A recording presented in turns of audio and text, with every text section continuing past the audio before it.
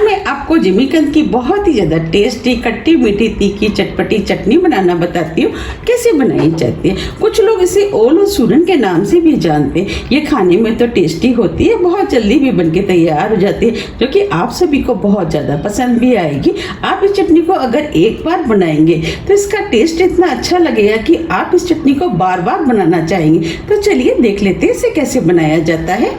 चटनी बनाने के लिए ये हमने 300 ग्राम जिमीकंद लिया है। ये जिमीकंद हमें इजीली सब्जी वाले की दुकान पे मिल जाता है और जिमीकंद हमारी हेल्थ के लिए भी बहुत ही ज़्यादा फायदेमंद होता है और इसकी सब्जी भी बनाई जाती है। सब्जी भी बहुत ही ज़्यादा टेस्टी बनके तैयार होती है। सब्जी की रेसिपी आप मेरे चैनल पर जाके देख सकते हैं और इसे काफ़ी पसंद भी किया गया है। तो चलिए सबसे पहले हम इसे छील लेते हैं। जिमीकंद को इस तरीके से हमें छीलना है।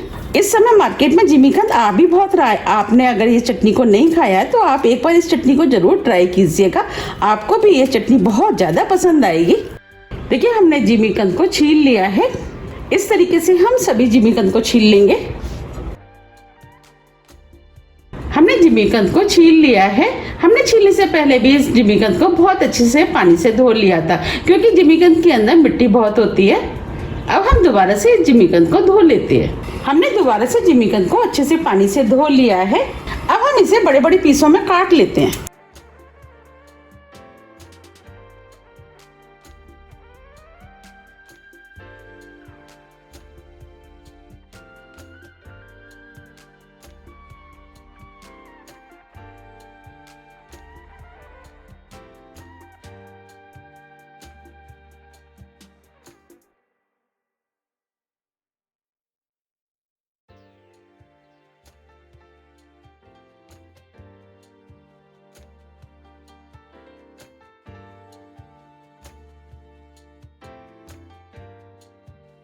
ये हमने सभी जिमीकंद को काट लिया है। अब हम जिमीकंद को बॉईल कर लेते हैं। उसके लिए हमने कुकर में 2 गिलास पानी बॉईल करने के लिए रख दिया था।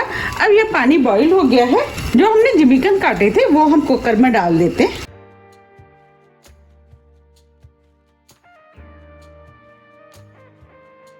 कुछ लोगों को जिमीकंद गले में थोड़ा सा लगता है, इसके लिए अब हम इसके अंदर थोड़ा सा नींबू का रस डाल देते हैं, जिससे कि जिमीकंद गले में लगेगा नहीं।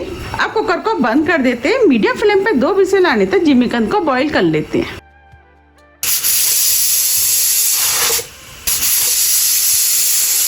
तो विसल आ गई है। अब हम फ्लेम को ऑफ कर देते हैं, कुकर को ठंडा होने देते हैं। जब तक कुकर ठंडा हो रहा है हम आगे की तैयारी कर लेते हैं। चटनी में डालने के लिए ये हमने 2 इंच अदरक का टुकड़ा लिया है, 2 नींबू और 4 से 5 हरी मिर्च लिए हैं। मिर्च आप अपने टेस्ट के अनुसार थोड़ी सी कम या ज़्यादा भी कर सकते हैं। अगर आपको ज़्यादा तीखी चटनी पसंद है तो आप मिर्चों को ज़्यादा भी डाल सकते हैं। अदरक और हरी मिर्च को हम काट लेते हैं, नींबू का रस निकाल लेते हैं। अब ये कुकर भी ठंडा हो गया है। अब हम इसे खोल लेते हैं। अब हम जिमीकंद को फोक से चेक कर लेते हैं। देखिए हम फोक को अंदर डाल ले तो इजीली जा रहा है, इसका मतलब जिमीकंद सॉफ्ट हो गया है। अब हम इसे प्लेट में निकाल लेते हैं।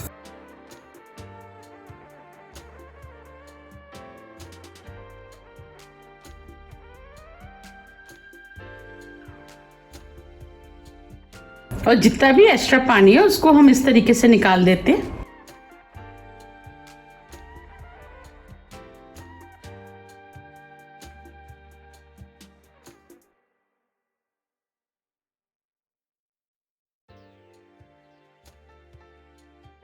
ये हमने सभी जिमीकंद को निकाल लिया है।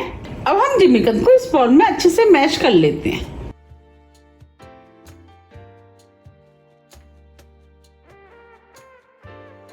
इस तरीके से हम सभी जिमीकंद को मैश कर लेंगे।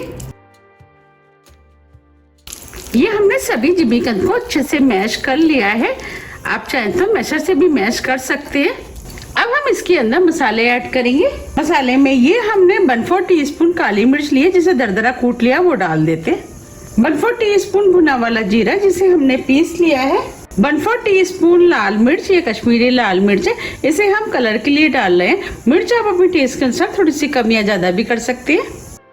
1/4 टीस्पून काला नमक, इससे फ्लेवर अच्छा आता है। ये हमने थोड़ा सा सादा नमक लिया है, ये वही वाला नमक है जिसे हम खाने में इस्तेमाल करते हैं। नमक आप अपने टेस्ट के अनुसार थोड़ा सा कम या ज्यादा भी कर सकते हैं। एक चुटकी हींग, इससे फ्लेवर अच्छा आएगा और चटनी खाने में भी टेस्टी लगेगी। अब हम इस चटनी को और भी ज़्यादा टेस्टी बनाने के लिए ये हमने पीली वाली सरसों ली है, जिसे हमने हल्का सा भून लिया है और सरसों को हमने पीस लिया है। अब हम सरसों को भी इसके अंदर डाल देते हैं, इससे फ्लेवर अच्छा आएगा और चटनी में खट्टापन आएगा, उससे चटनी और भी ज़्यादा खाने में टेस्टी लगेगी। ये जो हमने अदरक और हरी मिर्च ली थी, इसे छोटे पीस में काट लिया है, वो भी हम इस चटनी के अंदर डाल देते हैं। जो हमने नींबू लिए थे उसका भी हमने रस निकाल लिया, वो भी डाल देते हैं। अब हम इस चटनी के अंदर 3 टेबल स्पून सरसों का तेल डालेंगे।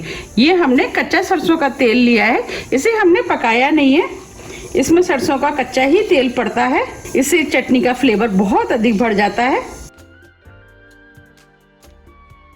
अब हम सभी चीजों को अच्छे से मिक्स कर लेते हैं।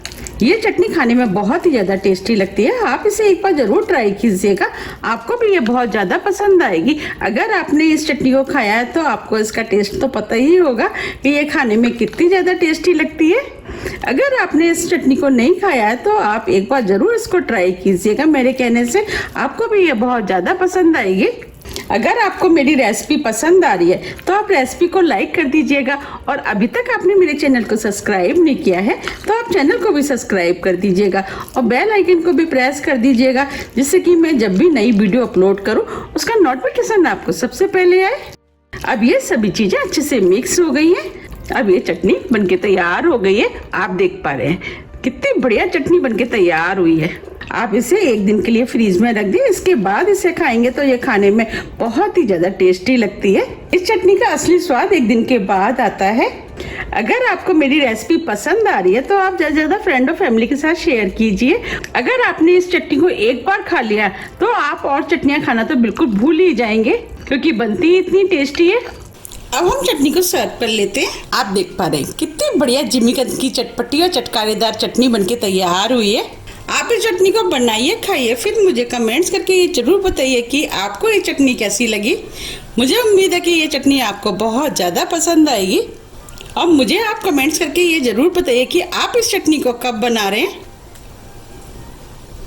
आप इस चटनी को पूरी, पराठे, चपाती, आप किसी के साथ भी खा सकते हैं। आप इसे स्टोर करके 15 से 20 दिन के लिए फ्रीज में रख सकते हैं, और जब भी आपको खानी है आप निकाल करके खा सकते हैं।